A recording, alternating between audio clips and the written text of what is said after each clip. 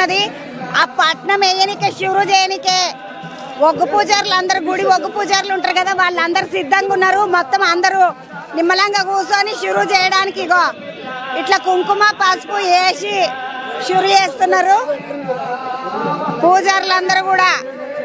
ఇది పట్నం వాళ్ళు వేపించేటటువంటి చిన్న పట్నం అంటారు, పెద్ద పట్నం ఏమో మనం శివరాత్రి రోజు చూస్తాము.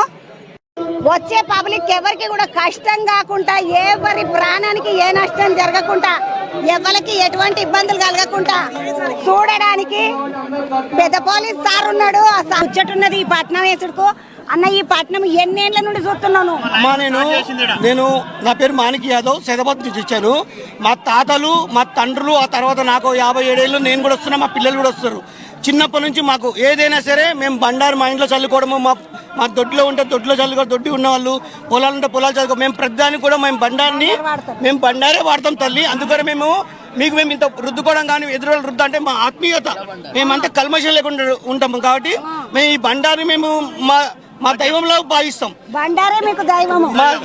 మరి బండారు అంటే ఈ బండారును మల్లన్న స్వామి కథలు ఒక పారు విన్నా. బండారును మల్లన్న అంటే పాకిస్తాన్ అవతలకేంచి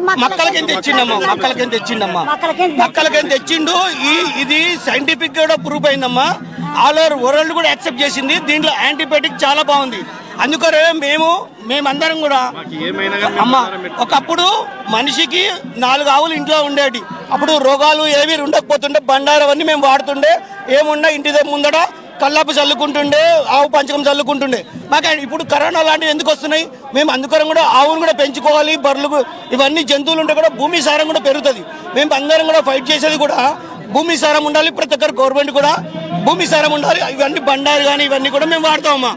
తమ్ముడు, వీళ్ళందరూ పెద్ద మనుషులు.